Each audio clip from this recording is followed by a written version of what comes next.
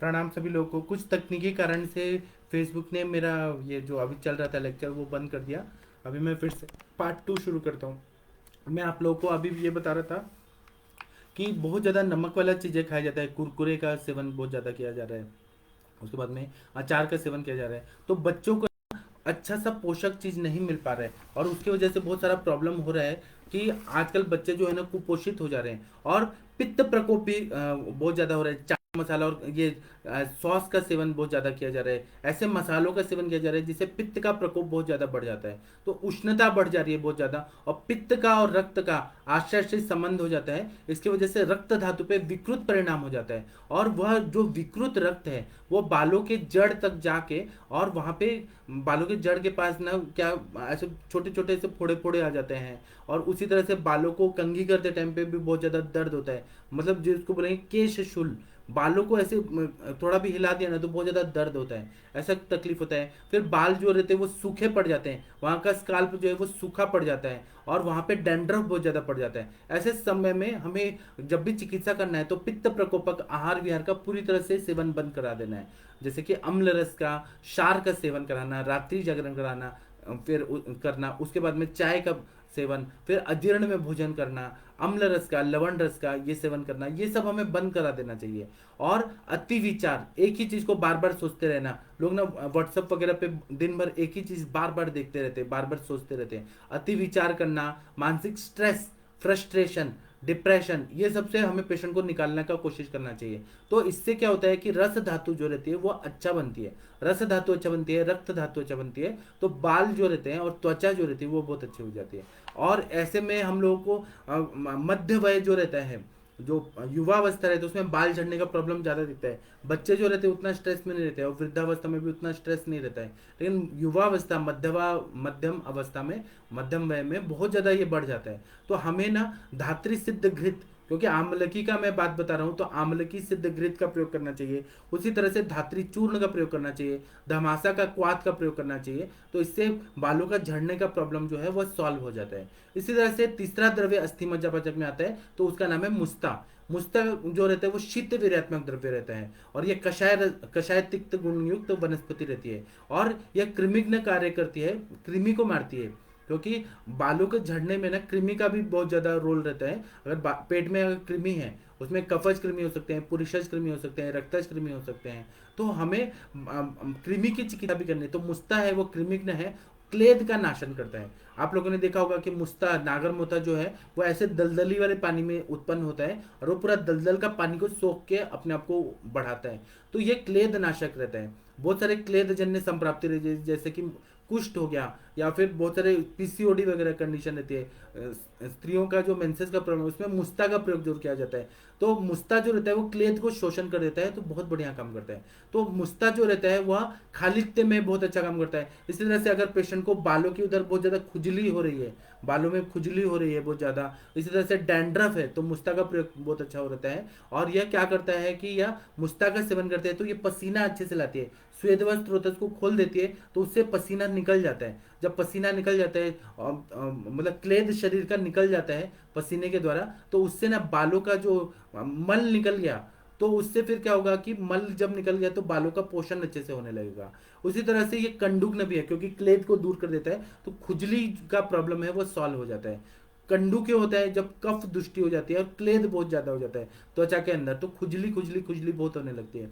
तो वह पूरा क्लेद को सुखा देती है और खुजली को दूर कर देती है, कफ को भी शमन कर देती है। और यह अति मधुर, अब क्या है कि बहुत सारे लोग ना मीठा चीज बहुत ज्यादा खाते हैं, कुछ लोगों को मिठाइयाँ बहुत ज्यादा लगती हैं। अब मधुर रस का सेवन कर रहे हैं, कफकर आहार विहार का सेवन बहुत ज्यादा करते हैं, तो पेट में कीड़े पड़ जाते हैं, रक्तज कृमि होते हैं, फिर कफज कृमि होते हैं, पुरुषज कृमि होते हैं, तो मीठा खाने की वजह से हो जाते हैं। उसकी वजह से त्वचा में कंडू होके और फिर रुक्षता होके ऐसा कंडीशन हो जाता है कि बाल बहुत खराब होने लगते हैं, त्वचा खराब होने लगती है। ऐसे सब कंडीशन में मुस्ता का रोल जो रहता है बहुत अच्छा रहता है। अब अस्थि मज्जा पाचक का जो रोल रहता है उसमें गुडुचि, आमलकी और मुस्ता का जो है ये अपने आचार्यों ने पूरा रिसर्च किया और तब ये अस्थि मज्जा पाचक चतुर्थक ज्वर का जो क्वाथ है अस्थि मज्जा पाचक बनाया, क्योंकि इसमें गुडुचि और आमलकी है वह तो वयस्थापन गण में भी है, रसायन द्रव्य भी है, और मुस्ता तो क्लेद को दूर करने के लिए, इसलिए इस तरह का योजना किया कि गुडुचि, आमलकी और मुस्ता इसका प्रयोग किया। तो आपके पास जब भी बालों की समस्या या बालों को मेंटेन करने का ऐसे पेशेंट जब आते हैं कि हमारे बाल अच्छे रहने चाहिए, तो आप लोगों को अस्थि मज्जा पाचक का चूर्ण का गोली आता है, अगर आपके पास नहीं है तो मैं आप लोगों को भेज दूंगा, उसका प्रयोग अगर आप लोग करेंगे तो हमारे पेशेंट जो रहते हैं वो सालों साल तक बाल अच्छे रहते हैं, टिकाऊ रहते हैं, और उनके बाल झड़ना या खुजली होना, डैंड्रफ होना, बाल सफ़ेद होना, इस पे हमें बहुत ज़्यादा उपशय मिल जाता है, पेशेंट बहुत खुश रहते हैं। इसी तरह से जिस तरह से बालों का आजकल बहुत ज़्यादा महत्व है, उसी तरह से स्किन का बहुत ज़्यादा महत्व है। कौन इंसान इस दुनिया में है जो अच्छा नहीं दिखना चाहता है? प्राइम मिनिस्टर मोदी देखिए, और वो भी कितना अपने आप को सज के संवार के तैयार रखते हैं। और फिर योगी जी को देखिए, आप लोग राहुल गांधी को देखिए, हर इंसान है अच्छा गैंग, मतलब बड़ा से बड़ा डाकू चोर ये भी है ना, तो अपने आप को अच्छा दिखना चाहते हैं। त्वचा को हर कोई इंसान अच्छा दिखना चाहता है कि अच्छा, मतलब उसका फिर समाज में पर्सनैलिटी बनता है। अगर त्वचा खराब है तो कोई देखना नहीं चाहता बदसूरत इंसान को। तो त्वचा का बहुत ज़्यादा महत्व रहता है और उसका स्वास्थ्य टिकाना बहुत ज़्यादा रहता है। तो अगर हम लोग त्वचा देखेंगे तो अपना जो स्किन है वो मांस धातु का उपधातु है, ऐसा आचार्य लोगों ने बताया है। और रक्त धातु की अच्छी उत्पत्ति होना, यही त्वचा मांस धातु पे मांस धातु को अच्छा निरोगी बनाने के लिए बहुत ज़्यादा महत्वपूर्ण कारण रहता है।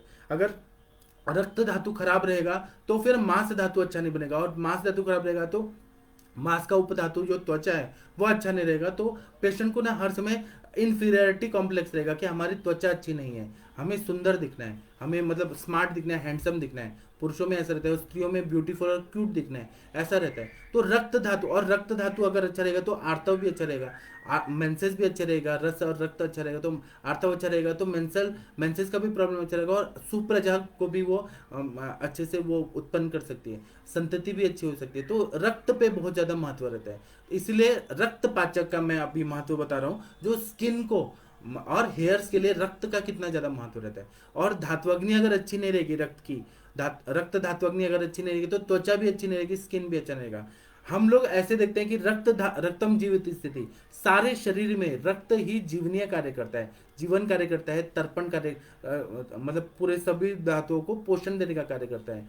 रस तो करता ही करता है, प्रीणम, रस जो है वो प्रीणन कार्य करता है, लेकिन तर्पण कार्य और कौन करता है और नरिशमेंट कौन करता है? तो रक्त धातु करता है। अब ऐसा जब श्लोक पढ़ते हैं चरक चिकित्सा स्थान 15वां में, ग्रहणी चिकित्सा में 40 नंबर का श्लोक बताया कि धातुओं से धातु कैसे बनते हैं। तो रसाल रक्तम ततो मासम, मासान मेदस ततो अस्थि च, अस्थनो मज्जा तथा शुक्रम, शुक्रात गर्भ प्रजायते। ऐसा बता रहे हैं कि रस से रक्त बनता है, रक्त से मांस बनता है, मांस से मेद बनता है, मेद से अस्थि बनता है, अस्थि से मज्जा बनता है, मज्जा से शुक्र बनता है, और शुक्र से गर्भ की उत्पत्ति होती है, यहाँ नए सेल बनते हैं। तो मतलब रक्त का कितना ज़्यादा महत्व रहता है।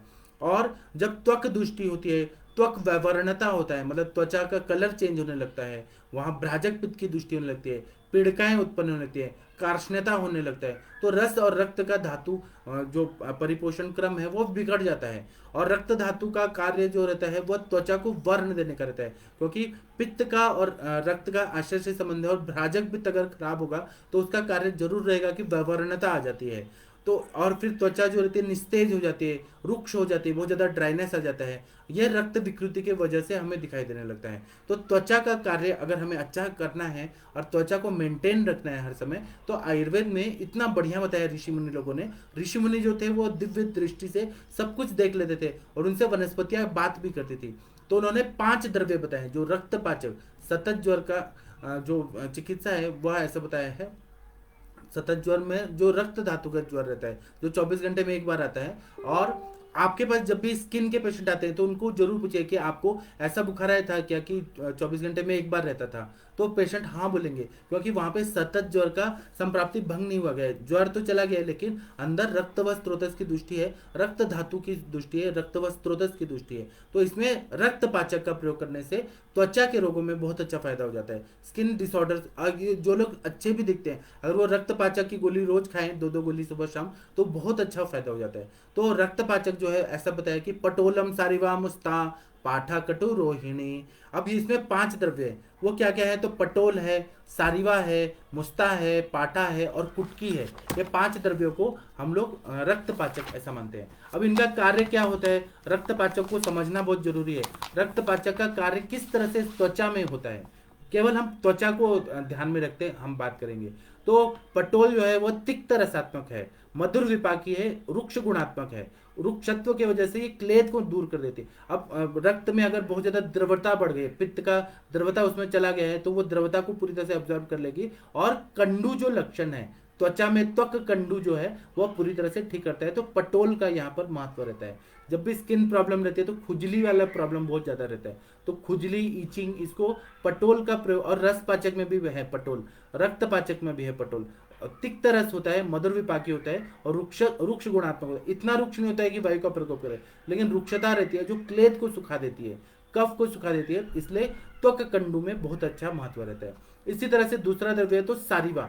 और ये 5 द्रव्य ऐसे हैं कि एक दूसरे को बैलेंस करते हैं। पटोल की रुक्षता न बढ़ जाए इसलिए सारिवा डाल दिया है। तो सारिवा जो है वो मधुर विपाकी है, शीत गुणात्मक है, पित्त शामक है, दाह शामक है। सारिवा अनंत मूल आप लोगों को पता है, और यह वर्णगण में भी बताए हैं अनंता सारिवा। और यह पित्त का शमन करता है। रक्त दुष्टिजन्य त्वक विकारों में रक्त दुष्टिजन्य, जहाँ पे रक्त में पित्त मिलके उष्णता, तीक्ष्णता और दुष्टि करके गंदा, जैसे यमुना का पानी है, गंदा पानी गंगा नदी को खराब कर रहा है, उसी तरह से दूषित पित्त जो है वह गंगा का पानी को खराब कर रहा है। तो वहां पे पित्त की उष्णता, तीक्ष्णता और गंदगी को साफ करना है। विस्तृता और विकृति आ गई है वो पित्त का, और उसके वजह से स्किन खराब हो रहा है, तो वह सारिवा से अच्छा हो जाता है। और रक्त के अपने दुष्टि कारणों से रक्त भी खराब हो गया है, तो उसको भी साफ करने का कार्य, साफ सफाई का कार्य कौन करता है, तो ये सारिवा करता है। इसी को साफ सफाई के कार्य को हम लोग रक्त प्रसादन बोलते हैं। रक्त का वृद्धि भी करता है, रक्त का प्रसादन भी करता है। उसी तरह से रक्त प्रसादन का बहुत ज्यादा महत्व रहता है। जब रक्त प्रसादन होता है तो त्वचा अपनी अच्छी हो जाती है, तो इसलिए रक्तपाचक का प्रयोग करिए। और व्यवरणता, रुक्षपणा, ये सब सारिवा का उपयोग करने से बहुत अच्छा फायदा हो जाता है। इसी तरह से तीसरा द्रव्य है मुस्ता। मुस्ता जैसे कि मैंने बताया कि त्वक दृष्टि में सबसे पहले कफ दोष की विकृति हो जाती है। कफ का क्लेद बहुत ज्यादा बढ़ जाता है, मतलब द्रव गुण बहुत ज्यादा बढ़ जाता है, कफ की विस्तृतता बहुत ज्यादा बढ़ जाती है, क्लेद बढ़ जाता है, तो इसकी वजह से खुजली बहुत ज्यादा आ जाती है। तो मुस्ता जो, और क्या है कि ठंडी हवा जब लगती है शाम में अपने आप में खुजली बहुत ज्यादा बढ़ जाती है। पेशेंट ऐसे बोलते हैं कि शाम के समय खुजली हमें ज्यादा हो रही है, या ठंडी हवा लगती है तो हमें बहुत ज्यादा खुजली बढ़ जाती है। और वो लोग क्या करते हैं, जो लोगों को स्किन का प्रॉब्लम होता है, उनका हेतु हम लोग जब देखते हैं तो वो लोग दही का सेवन बहुत ज्यादा मात्रा में कर रहे हैं। दही जो रहता है कफ वर्धक रहता है, अभिसंधि गुणात्मक रहता है, स्त्रोतो दुष्टि करता है। उसी तरह से ककड़ी या खीरा का प्रयोग करना, यह अभिसंधि होता है क्योंकि स्त्रोतोरोध करता है। जो पानी वाले जो पदार्थ है ना, जिसमें पानी बहुत ज्यादा रहता है, खरबूज हो गया, तरबूज हो गया, ककड़ी हो गया, खीरा हो गया, ये सब क्या करते हैं, पानी बहुत ज्यादा एब्जॉर्ब करते हैं। और ये जब हम शरीर में खाते हैं तो ये शरीर में भी नुकसान करते हैं, स्त्रोतोरोध करते हैं, अनावश्यक पानी पानी पानी पानी कर देते हैं। और पानी पानी के साथ कफ दोष को भी दूषित करते हैं, द्रव गुण से पित्त को भी दूषित कर देते हैं, द्रव गुण से कफ को भी दूषित करते हैं, इसलिए खुजली और स्किन का प्रॉब्लम हो जाता है। उसी तरह से दूध के पदार्थ जो रहते हैं, जो खोया रहता है, फिर पनीर रहता है, दही रहता है, जो भी बेकरी आइटम, जो मिल्क प्रोडक्ट्स रहते हैं, वह सब जो रहते हैं वह रक्त की दुष्टि करते हैं। इस तरह से मिक्स फ्रूट सैलेड, सारे फ्रूट्स को कट कर दिया, उसमें एप्पल भी ले लिया, उसके बाद बनाना भी ले लिया, उसमें अपने अंगूर भी ले लिया, अनार भी ले लिया, पपीता भी ले लिया, पाइनएप्पल भी ले लिया। सारे मिक्स फ्रूट्स को जब खाया जाता है, यह विरुद्ध है, सभी का विपाक अलग है, रस अलग है, साथ में नहीं खाना चाहिए, आयुर्वेद मना करता है। जो ये सब रहता है ना, पेट में जाके फिर विषैला चीज तैयार करता है, विषैला आम रस तैयार होता है, और उससे त्वचा की दुष्टि होती है, रक्त की दुष्टि होती है, पित्त की दुष्टि होती है। तो ऐसे पदार्थ जब लोग खा रहे हैं ना, तो इसके वजह से त्वक दुष्टि बहुत ज्यादा बढ़ जाती है। जब भी आपके पास स्किन के पेशेंट आते हैं कि स्किन हमारा खराब हो रहा है, तो आप जरूर पूछे कि दही का सेवन कर रहे हैं क्या, मिक्स फ्रूट सैलेड का सेवन कर रहे हैं क्या, ककड़ी का सेवन कर रहे हैं, दही का सेवन कर रहे हैं, दीवा स्वाप कर रहे हैं क्या, कौन सा हेतु का सेवन कर रहे हैं, वह पूरी तरह से पहले तो बंद करा दीजिए। बेकरी आइटम खा रहे हैं, वह भी फर्मेंटेड चीजें खा रहे हैं, उससे भी रक्त की दुष्टि हो जाती है। तो इसीलिए जब हम लोग मुस्ता का प्रयोग करते हैं तो यह मुस्ता जो है यह अपने तिक्त रस से क्लेद को कम कर देता है, पानी को सुखा देता है, कफ का शमन करता है, कफग्न कार्य करता है और कंडू को दूर कर देता है। तो इसलिए, और शीत वीर्य से पित्त का भी शमन करता है। शीत वीर्यात्मक मुस्ता जो है वो मुस्तम हिमम शीतम ऐसे जो बताया कटु, तो ये शीत रसात्मक रहता है, शीत वीर्यात्मक रहता है। तो यह क्या करता है कि शीत वीर्य से रक्त की उष्णता को कम करता है, पित्त का शमन कर देता है। तो इसीलिए मुस्ता का प्रयोग करना रक्तपाचक में तीसरा घटक द्रव्य मुस्ता है। उसके बाद में पाठा है। पाठा जो है वो तिक्त कटु रसात्मक रहता है, उष्ण वीर्यात्मक रहता है और कफग्न कार्य करता है। और ये पाठा वनस्पति वो स्त्राव और क्लेद इन सबको दूर कर देता है, कंडू को भी कम कर देता है, इसलिए पाठा का प्रयोग किया गया है। पाठा और दमासा जो रहता है वो हम अपने ब्लीडिंग पाइल्स में भी बहुत उसका प्रयोग रहता है, जहां पर भी क्लेद जन्य संप्राप्ति है, जहां पे उष्णता बढ़ी है उस सबको ये उष्णता और द्रवता बढ़ी है उसको पाठा जो रहता है वो तिक्त रस से उसको कम कर देता है, तिक्त रस से स्त्रोतरोध को दूर कर देता है। तो इसलिए पाठा दमासा हम लोग ज्यादातर जो बवासीर के पेशेंट आते हैं, जो रक्त जर्ज के पेशेंट आते हैं उसमें हम लोग देते हैं। यहाँ रक्त दुष्टि है तो रक्तपाचक में पाठा का प्रयोग किया गया है, क्योंकि पाठा जो है वो स्त्राव को क्लेद को कम कर देती है, कंडू को कम कर देती है, इसलिए पाठा का बहुत ज्यादा महत्व है। और सारे द्रव्यों को एक तरह से बैलेंस करके रक्तपाचक बनाया गया है। इसी तरह से कटु रोहिणी कुटकी जो है उसके बारे में भाव प्रकाश में क्या बताया है कि भेदिनी दीपिनी हृदया कफ पित्त ज्वरापहा प्रमेय श्वास काशास्त्र दाह कुष्ठ कृमि प्रणोत। मतलब कुटकी जो है वनस्पति, यह हमारे पाठा इंद्र कुटकी, यह रस पाचक में भी है और रक्त पाचक में भी है। रक्त पाचक के द्रव्य क्या है? 5 आप लोगों को मैंने बता दिया कि पटोलम सर्वा मुस्ता पाठा कटुक रोहिणी, पटोलम सर्वा मुस्ता पाठा कटु रोहिणी, आप लोगों को ये पूरी तरह से याद होना चाहिए। तो कटुक रोहिणी मतलब कुटकी जो है यह शीत वीर्यात्मक रहती है और इसको कटु रोहिणी ऐसा पर्याय नाम बोलते हैं। और यह कफग्न है, पित्त रोधक है, पित्त का शमन करती है। और कुटकी तिक्त रसात्मक रहती है, धात्वग्नि को प्रदीप्त करती है, स्त्रोतोरोध को दूर कर देती है, कंडू को दूर करती है, त्वक व्यवहारणता को ठीक कर देती है। और बारीक जो छोटे छोटे जो दाने दाने आ जाते हैं, फोड़े फुंसिया हो जाते हैं, खुजली आती है, उस सबको कुटकी जो है वो पूरी तरह से ठीक कर देती है। अपने जितने भी रक्त शुद्धि करने वाले सारे द्रव्य हैं उसमें कुटकी का बहुत ज्यादा महत्व रहता है।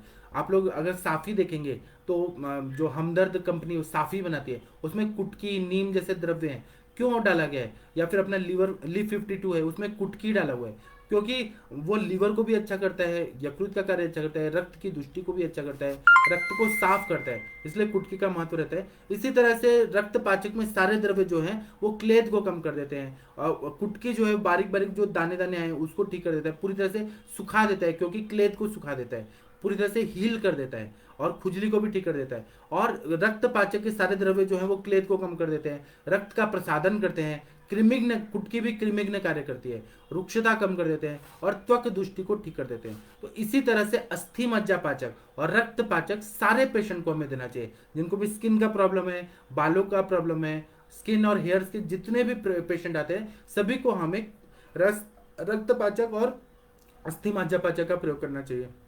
तो इससे क्या होता है कि केश विकृति में खालित्य जब हो रहा है, बाल झड़ रहे हैं और केश के मूल जब दर्द हो रहे हैं, त्वचा प्रदेश में स्किन में बहुत ज्यादा रुक्षता हो रही है, बहुत ज्यादा डैंड्रफ हो रहा है, खुजली आ रही है, छोटे छोटे दाने दाने आ रहे हैं, बालों में भी दाने दाने आ सकते हैं, स्किन में भी दाने दाने आ सकते हैं, और त्वचा दृष्टि में कंडू है, दाह है, सप्त धातु क्षयजन्य दुर्बलता है, रुक्षता है, तो हमें ये दोनों साथ में जब देंगे ना, रक्त पाचक और अस्थि मज्जा पाचक, तो इतना बढ़िया काम करता है। और गुड़ुचीय पित्त शामक है और अस्थि मज्जा पाचक जो है, रक्त पाचक जो है, इसका हमें जब रिजल्ट देखते हैं तो 100% रिजल्ट आता है। कोई भी आज तक ये दवाइयां जो हैं यह निराश नहीं करते हैं, जरूर पेशेंट को फायदा ही देती हैं। अब इसमें बालों का प्रॉब्लम है और स्किन का प्रॉब्लम है तो क्या परहेज पालना चाहिए? तो मेथी का सेवन बंद कर देना चाहिए, मेथी जो पत्ते रहते हैं मेथी का साग बंद कर देना चाहिए, बैगन का प्रयोग बंद कर देना चाहिए, शिमला मिर्ची जो रहता है उसका प्रयोग बंद कर देना चाहिए, तेल मिर्ची मसाला इसका प्रयोग बंद कर देना चाहिए, बहुत ज्यादा नमक डाल के जो अचार और पापड़ रहता है उसका सेवन बंद कर देना चाहिए, दही का सेवन, फ्रूट सैलेड, फिर टोमेटो, फिर उसके बाद में टोमेटो केचप, टोमेटो का प्रयोग कम कर देना चाहिए, क्योंकि अम्ल रस जो रहता है वो पित्त का प्रकोप कर देता है। खट्टा तक्र जो रहता है, दही का पानी तक्र भी रहता है वो भी बंद कर देना चाहिए, खट्टा दही का पानी, खट्टा दही पूरी तरह से बंद कर देना चाहिए। तो अगर हम ये सब चीज बंद कर दे तो अच्छा त्वचा और अच्छा बाल आ जाते हैं। इसी तरह से हमें धूल धुएं में अपने आप को बचा के रखना है। अगर कहीं जाना है तो पूरा नाक को ढक के, मास्क वगैरह पहन के और पूरा सिर ढक के तब जाए कि बालों पे पोल्यूशन न लगे, स्किन पे पोल्यूशन का पार्टिकल्स ना जाए। उसी तरह से एक बार गर्म पानी से हमें बाल अच्छे से धो देना चाहिए। और कभी भी गीला गीला बाल को, जो खासकर लेडीज में गीले बाल को घट्ट बांध नहीं देना है। उसी तरह से बालों को सुखाना है, हेयर ड्रायर से सुखाए या पंखे में सोए, लेकिन बालों को सुखा के तभी उसको बांधना है। उसी तरह से खाने में नींबू का सेवन कम करना है। और खाने में अगर करना है अति सेवन वर्ज करना है, लेकिन थोड़ा नींबू रहना चाहिए, आंवला रहना चाहिए और कम तीखा पदार्थ का, तीखा पूरी तरह से बंद नहीं करना है। आयुर्वेद ऐसा बोलता है कि सर्व रसाभ्यासा बल करा, सभी रस का योग्य प्रमाण में सेवन करना है। मतलब हमें मधुर भी खाना है, अम्ल भी खाना है, लवण भी खाना है, तिक्त कटु कषाय, सभी रस का सेवन करना है। अति सर्वत्र वर्जित, इसका प्रयोग देखना है। और त्वचा के लिए हमेशा हाइजीन को मेंटेन रखना है। त्रिफला चूर्ण को पानी में डाल के और पानी को धो देना है, तो इससे वो क्या रहता है, एंटीबायोटिक का काम करता है, त्वचा को अच्छा रखता है। जिसको भी स्किन का एलर्जी है तो वो ना त्रिफला के काढ़े से स्नान कर ले या नीम के काढ़े से स्नान कर ले तो बहुत अच्छा रहता है। या पानी में नीम का कल्क है वो मिला के, चटनी जैसा मिला के, और वह पानी से स्नान करे तो स्किन के प्रॉब्लम में बहुत अच्छा फायदा होता है। इसी तरह से पूरा शरीर में तिल तेल या सरसों तेल या नारियल तेल से अभ्यंग जरूर करना चाहिए। और डेली अगर पॉसिबल है तो बहुत अच्छा है, अगर नहीं पॉसिबल है तो हफ्ते में एक बार तो जरूर ही करना चाहिए। उसी तरह से अगर धूप में जाना पड़ रहा है तो सन कोट पहन के या कुछ ना कवर करके जाए, डायरेक्ट हीट नहीं लगना चाहिए। उसी तरह से पानी हमेशा पीना चाहिए, जितना प्यास लगे उतना पानी और लिक्विड जरूर लेना चाहिए। चाय कॉफी ज़्यादा नहीं लेना चाहिए, फास्ट फूड नहीं लेना चाहिए, चाट पदार्थ और चाट मसाला ये सब नहीं खाना चाहिए। और खाने में नमक का प्रमाण कम रखना चाहिए, क्योंकि अति लवण जो रहता है स्किन को और बालों को खराब करता है। उसी तरह से हमें बालों को और स्किन को, बालों को और त्वचा को अगर अच्छा रखना है तो हमें और भी जो बालों के लिए और केश के स्किन के लिए जो भी और भी द्रव्य है, जैसे कि अगर हम लोग देखें तो गंधक रसायन अच्छा है, पंचतिक्त गुल अच्छा है, और भृंगराज तेल है, नीली भृंगाती तेल है, उसका भी प्रयोग करें। वो सब तो तेल है ही जो स्किन पे काम करते हैं और बालों के लिए काम करते हैं। वो व्याधि प्रतिरंग दवाइयाँ तो लेनी है, लेकिन अस्थि मज्जा पाचक और रक्त पाचक का भी प्रयोग करें तो हमारी चिकित्सा और ज़्यादा अच्छी हो जाती है और अच्छा रिजल्ट आता है। और सिंपल सिंपल द्रव्य सारे पेशेंट अफोर्ड कर सकता है, गरीब से गरीब पेशेंट भी ये ले सकता है। तो मैंने अपने तरफ से बताने का कोशिश किया। ये 2 पार्ट में मेरा आज का लेक्चर है। पहला जो है वो थोड़ा डिस्टर्ब होने की वजह से फेसबुक ने बंद कर दिया था, तो मैंने फिर से ये लिया। अभी आप लोग के जो भी प्रश्न है उसका उत्तर देने का कोशिश करता हूँ। आप लोग बहुत भारत के श्रेष्ठ चिकित्सक हैं। हाँ, देवेंद्र पाटिल जी बोल रहे हैं आज नेटवर्क का प्रॉब्लम है। आपका बात सही है, नेटवर्क का प्रॉब्लम है। भारती देश पांडे जी नमस्ते प्रणाम आपको। डॉक्टर कैलाश चावला जी नमस्ते प्रणाम आपको। उसमें सविता जी बोले अति श्वेत के कारण जो कंडू होता है उसमें ये वर्क करेगा, जरूर 100% काम करता है, क्योंकि अति श्वेत जो है वो मेद धातु की विकृति की वजह से होता है। तो उसमें आप रक्त पाचक और अस्थि मज्जा पाचक देते हैं तो कंडू में, किसी भी तरह के कंडू में अस्थि मज्जा पाचक और रक्त पाचक का प्रयोग करने से फायदा होता है। अति श्वेत प्रवृत्ति की वजह से भी हो तो भी फायदा होता है। और अति श्वेत प्रवृत्ति है तो उशीर और अनंता का फांट दीजिए, मतलब गर्म पानी करिए, उसमें उशीर 1 चम्मच और अनंता सारिवा 1 चम्मच डाल के वो पिला दीजिए। तो ये रक्त पाचक अस्थि मज्जा पाचक को वह उशीर और अनंता के फांट के अनुपान के साथ देंगे तो अति श्वेत प्रवृत्ति पे कंट्रोल आ जाता है, बहुत अच्छा फायदा होता है। डॉक्टर ज्योत्सना चौहान जी नमस्ते प्रणाम आपको। डॉक्टर स्वर्णा जी नमस्ते प्रणाम आपको। ये थोड़ा ना हैंग हो रहा है, जब भी मेरा लेक्चर होता है ना तो कुछ तो ये प्रॉब्लम हो जाती है फेसबुक में। 1 मिनट रुके, मैं अभी आप लोग को बता रहा हूँ। 1 मिनट रुकिए, कुछ तो नेटवर्क का प्रॉब्लम हो रहा है। डॉक्टर ज्योत्सना जी नमस्ते प्रणाम आपको। ये थोड़ा ना कुछ तो नेटवर्क का प्रॉब्लम हो रहा है। डॉक्टर जोगेंद्र चौहान जी नमस्ते प्रणाम आपको। डॉक्टर प्रदीप जी नमस्ते प्रणाम आपको। डॉक्टर नवरतन शर्मा जी नमस्ते प्रणाम आपको। आप सबके सब भारत के श्रेष्ठ चिकित्सक हैं। आप सब लोग रक्त पाचक और अस्थि मज्जा पाचक का प्रयोग करने वाले हैं, ऐसा मुझे लग रहा है। डॉक्टर वरुण कुमार जी नमस्ते प्रणाम आपको। डॉक्टर सविता जी बोल रहे हैं सर कुछ लोग मॉर्निंग में नींबू पानी और गर्म पानी पीते हैं, पर वो कैसा हेतु होगा, बंद करना चाहिए? हाँ, 100% बंद करना चाहिए। नींबू और गर्म पानी ये जो रहता है ये ठीक नहीं रहता है, आयुर्वेद इसको मना करता है। ये नहीं लेना चाहिए, ये हेतु रहता है। बहुत ज़्यादा पानी पीना और गर्म पानी पीना, और लोग ना शहद डाल के पीते हैं, जबकि शहद को गर्म नहीं करना चाहिए वेट लॉस के लिए, वो बंद कर देना चाहिए। डॉक्टर मोहित जी बोल रहे हैं इसको कब लेना है, खाने के बाद या खाने के पहले? खाने के बाद लेना है इसको, 2BD। ऐसे गोलियां आती हैं, आपके पास अगर नहीं है तो मैं आपको भेज दूंगा। इसका बहुत अच्छा रिजल्ट आता है बालों में और स्किन के प्रॉब्लम्स में। सविता जी बोल रहे हैं जिम करने वाले लोग प्रोटीन के लिए डेली पनीर खाते हैं, जो रक्त दुष्टि होगी। 100% वो पनीर खाते हैं तो वो बाद में जो जिम करते हैं बाद में उनको स्किन का प्रॉब्लम होता है। और जिम भी कर रहे हैं ना तो एसी रूम में कर रहे हैं, एसी लगा के जिम करते हैं, पसीना तो आता ही नहीं है, तो उसके वजह से भी रक्त दुष्टि होती है, बीमार गमन हो जाता है।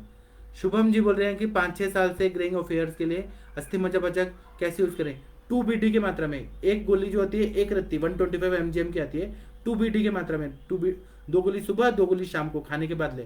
रक्त पाचक ले, अस्थि मज्जापचक ले, तो ग्रेइंग ऑफ हेयर्स में बहुत अच्छा फायदा होता है। और नस्य का प्रयोग करें तो बालों में बहुत अच्छा नरिशमेंट मिलेगा। शीरबला तेल 101 आवृत्ति वाला देंगे तो ग्रेइंग ऑफ हेयर्स में बहुत अच्छा फायदा हो जाता है, ठीक हो जाते हैं, नए नए हेयर्स आते हैं वो अच्छे आते हैं। डॉक्टर सपना चतुर्वेदी जी बोल रहे हैं कि हाइपर पिगमेंटेशन इन फीमेल बहुत कंप्लेंट्स आते हैं स्पेशली फेस, प्लीज गाइड। तो हाइपर पिगमेंटेशन है तो वर्णगन का क्वाथ है वह दे दीजिए, कुमकुम आदि तेल लगाने के लिए दीजिए, रक्त पाचक दीजिए। रक्त पाचक से हाइपर पिगमेंटेशन में बहुत अच्छा फायदा होता है क्योंकि यह भ्राजक पित्त को अच्छा कर देता है। इसलिए मैंने ये खास आप लोगों के लिए बताया कि हमें रक्त पाचक पे भरोसा करना चाहिए। रक्त पाचक का अनुपान भी रक्त पाचक का क्वाथ का ही देना चाहिए, वाला रक्त पाचक की गोली खिला के रक्त पाचक है, क्योंकि ये रक्त का प्रसादन भी करता है, रक्त की शुद्धि भी करता है। और आप गंधक रसायन दे दीजिए, फिर AKT दीजिए, अमृता गुगुल, कैशो गुगुल, त्रिफला गुगुल, वह पूरा अंदर से इन्फेक्शन को ठीक करता है। अच्छा रस रक्त मांस में दस्ती मज्जा बनेगा तो उससे पिगमेंटेशन में फायदा होता है। और वर्णगन चंदन, पद्मक, उशीर, सारिवानंता, मंजिष्ठा, विदारी, यष्टि, मधु, ये जो वर्णगन बताया है चरक सूत्रस्थान 4th में, वर्णगन के द्रव्यों का प्रयोग करिए, बहुत अच्छा फायदा हो जाता है। रक्त मोक्षण करिए, विरेचन कराइए, वमन कराइए, तो हाइपर पिगमेंटेशन में बहुत अच्छा फायदा होता है।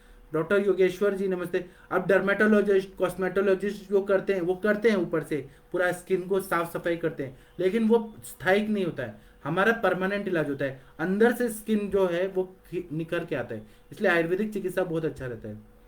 डॉक्टर योगेश्वर जी बोले वेरिकोज वेन्स की चिकित्सा। वेरिकोज वेन्स पे मैंने सर एक लेक्चर लिया है, यूट्यूब में आप देखिए, क्योंकि टाइम हो रहा है मैं अभी नहीं बता सकता। मैं ऐसे ही बताऊंगा कि ताप्यादि लौ, चंद्रकला रस, शालिषष्टिक पिंड श्वेत, फिर रक्त मोक्षण, ये सब जब हम करते हैं तो वेरिकोज वेन्स में बहुत अच्छा। और मुंह में कवल धारण कराते हैं, गंडूश धारण कराते हैं तो वेरिकोज वेन्स में फायदा हो जाता है। सविता जी बोल रही हैं कि अस्थि मज्जा पाचक में सिर्फ अस्थि मज्जा, सिर्फ मज्जा पाचक कैसे करेंगे? नहीं नहीं, ये कॉमन है, अस्थि पाचक और मज्जा पाचक नहीं होता, ये कॉमन होता है। आमलकी, गुडुची और मुस्ता, इसको अस्थि मज्जा पाचक एक ही कॉमन द्रव्य है। यह अस्थि और मज्जा दोनों पे काम करता है। चतुर्थक ज्वर में, चतुर्थक ज्वर बताया ही गया है जो अस्थि और मज्जागत ज्वर रहता है, तो अलग अलग ये नहीं है, अस्थि पाचक और मज्जा पाचक अलग अलग नहीं है, एक ही है। जैसे कि बोलते हैं ना कि गंगाधर और शक्तिमान एक ही है, तो ऐसे अस्थि मज्जा पाचक जो है एक ही है, अलग अलग नहीं है। डॉक्टर श्रुति निगम जी नमस्ते, प्रणाम आपको। डॉक्टर वर्षा पटेल जी नमस्ते, प्रणाम आपको। डॉक्टर विकास विश्वकर्मा जी नमस्ते, प्रणाम आपको। डॉक्टर अरुण जी नमस्ते, प्रणाम आपको। डॉक्टर प्रियंका राजपूत जी नमस्ते, प्रणाम आपको। आप प्रियंका जी क्या करिए, सारे पेशेंट को आप अस्थि मज्जा पाचक और रक्त पाचक दीजिए और आप एनालिसिस करिए। 100 पेशेंट को देंगी ना तो उनका स्किन और हेयर कितना बढ़िया हो जाता है। आप खुद भी यूज करिए और लोग को भी दीजिए, इतना बढ़िया स्किन अच्छा होता है, बाल अच्छे हो जाते हैं, इसलिए इसका और सच में रिजल्ट अच्छा है। मनोज कुमार जी प्रणाम सर, पूरा लेक्चर कैसे दिखेगा? पूरा लेक्चर देखने के लिए आप डॉक्टर नवीन जोशी सर से कांटेक्ट करिए, वो ये सारे दोनों लेक्चर को मर्ज करके एक अच्छा वीडियो बना के आप लोगों को दिखा देंगे। डॉक्टर शुभा मिश्रा जी बोल रही हैं कि अर्ली ग्रेइंग ऑफ हेयर के लिए क्या करें? ये मैं पूरा रामायण सुना दिया। अस्थि मज्जा पाचक और रक्त पाचक दीजिए तो अर्ली जो ग्रेइंग ऑफ हेयर है उसमें फायदा करेगा। और अचार मत दीजिए, अम्ल पित्तवर्धक आहार विहार का सेवन बंद करा दीजिए तो ग्रेइंग ऑफ हेयर नहीं होगा। सविता, और तिक्तक क्षीर बस्ती का भी प्रयोग अच्छा रहता है।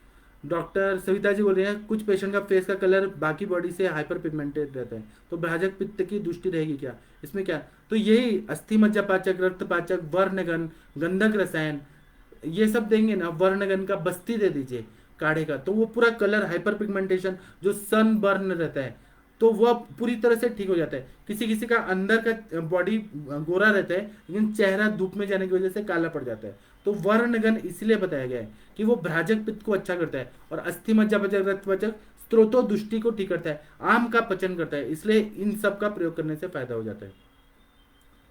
डॉक्टर विश्वनाथ जी नमस्ते प्रणाम सर, आप तो बहुत दिन के बाद मिले विश्वनाथ जी, आपसे मिलकर बहुत खुशी हो रही है। डॉक्टर अरविंद जी बोले सर कल से फीवर है, बॉडी में वीकनेस है, सुचेकर रस महासुदर्शन घनवटी लिया बट फीवर आ रहा है तो क्या ऐड कर सकते? इसमें त्रिभुवन कीर्ति रस, बेल दुर्वा और तुलसी के पत्र और शहद के साथ लीजिए। त्रिभुवन कीर्ति रस ऐड कर दीजिए और लंघन करिए। रस जाना विकाराम लंघनम परम औषधम। कुछ भी मत खाइए, मंड और पेया पीजिए और यूश पीजिए, और जब तक भूख नहीं लग रही है तब तक कुछ मत खाइए। और हो सके तो स्वेद करिए, ब्लैंकेट ओढ़ के सो जाइए, बहुत अच्छे से पसीना आएगा त्रिभुवन कीर्ति रस के बाद। जब स्वेद प्रवृत्ति हो जाएगी तो अपने बुखार उतर जाएगा, और जब भूख लगेगी तभी खाना खाइए। बस त्रिभुवन कीर्ति रस को बेल दुर्वा और तुलसी के स्वरस और मधु के साथ ले लीजिए तो आपका फीवर उतर जाएगा। डॉक्टर प्रियंका जी बोल रही है नीली भृंगी तेल का नस्य और मात्रावस्थी ग्रेइंग अफेयर्स में करता है। 100% ये वर्क करता है, बाल एकदम अच्छे हो जाते हैं 100%। नए नए बाल आते हैं, काले काले बाल आते हैं। मात्रावस्थी भी और नस्य, इसका प्रयोग करिए। आपने प्रियंका जी बहुत अच्छा अपना अनुभव शेयर किया, आपको सैल्यूट है, आप बहुत अच्छा बात बताई। मनोज कुमार जी बोल रहे हैं कि पित्त में रस बैटर रक्तपाचक, क्या पित्त में दोनों काम करता है, रस पाचक भी रक्तपाचक भी दोनों। सविता जी बोल रहे हैं कि कुछ पेशेंट की बॉडी हमेशा गर्म रहती है तो क्या रक्तपाचक नित्य विरेचन दे सकते हैं?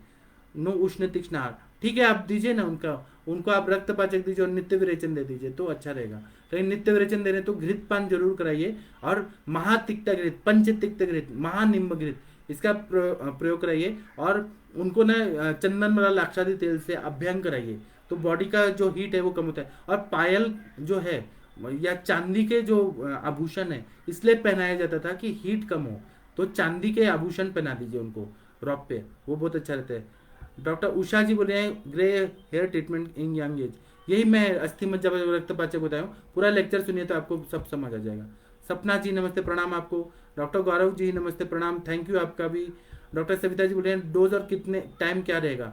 इसको ना हम लोग जब भी देते हैं ना तो ये रुक्षता उत्पन्न करने वाला है, तो घृत का सेवन कराएं 2 BD डोज, मतलब 2 गोली सुबह शाम देते हैं हम लोग, खाने के बाद देते हैं, दूध के साथ दीजिए या इन्हीं के क्वाथ के अनुपान के साथ दीजिए तो बहुत अच्छा फायदा होता है। सनातन सत्य जी बोल रहे हैं शैम्पू के डेली यूज से स्काल्प ड्राइनेस हो जाती है, इसके लिए क्या कारण, शैम्पू का अल्टरनेटिव क्या यूज कर सकते? तो आयुर्वेद में यही जो रहता है ना, रीठा, आमलकी, मुस्ता, गुड़ूची, इसके क्वाथ से बालों को धोना है। ये अपना प्राचीन सभ्यता में ऐसे ही होता था कि ये वनस्पतियों से ही काढ़ा बना के इससे बाल धोया जाता था। जिन लोगों को शैम्पू नहीं सूट करता है उनको यही वनस्पतियों का काढ़ा से बना के ठंडा करके और मतलब कोष्ण करके उससे बाल धोना चाहिए, यही अल्टरनेट है।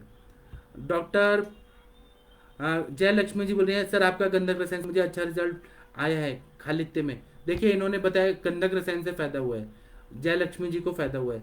डॉक्टर सौम्या गुप्ता जी बोल रहे हैं hirsutism can be treated with अस्थि मज्जा बचक? नो नो, हिर्सुटिज्म जब है तो उसमें लोम शातन योग आता है। लोम शातन योग पे मैं एक लेक्चर लेने वाला हूँ, आप 1-2 दिन रुक जाइए। उसमें मनशिला है, हड़ताल है। लोम शातन योग अगर लगा दिया जाए ना लेप के रूप में तो उससे ना बाल सारे गिर जाते हैं और हिर्सुटिज्म में बहुत अच्छा फायदा होता है। पीसीओडी में तो बहुत ये हिर्सुटिज्म का प्रॉब्लम हो रहा है, हार्मोनल इम्बैलेंस होता है ना तो ये हो जाता है। लोम शातन योग का प्रयोग करें। अस्थि मज्जापाचक का रोल है लेकिन वो डायरेक्ट नहीं फायदा करेगा। आप सोचेंगे कि अस्थि मज्जापाचक खा लिया और हिर्सुटिज्म डायरेक्ट ठीक हो गया तो नहीं होगा, ये अस्थि धातु को अच्छा करेगा। रक्तपाचक जो है वो पीसीओडी और जो दूसरे हार्मोनल इम्बैलेंस है उसको ये ठीक करेगा, लेकिन डायरेक्ट हिर्सुटिज्म पे इसका डायरेक्ट इफेक्ट नहीं होता है। ठीक है, तो मैं अभी अपना लेक्चर समाप्त करता हूँ। व्हाट्सएप ग्रुप में ज्वाइन होंगे तो आपको जूम का पासवर्ड और आईडी डेली मिलेगा, इसलिए व्हाट्सएप ग्रुप ज्वाइन करिए। आप लोग मुझे मैसेज करिए, मेरा नंबर मैंने दिया है, आप लोग व्हाट्सएप ग्रुप में ज्वाइन हो जाइए और फिर हम लोग डेली चर्चा करेंगे। तो मैं अभी का लेक्चर समाप्त करता हूँ। प्रणाम, कोटि कोटि प्रणाम।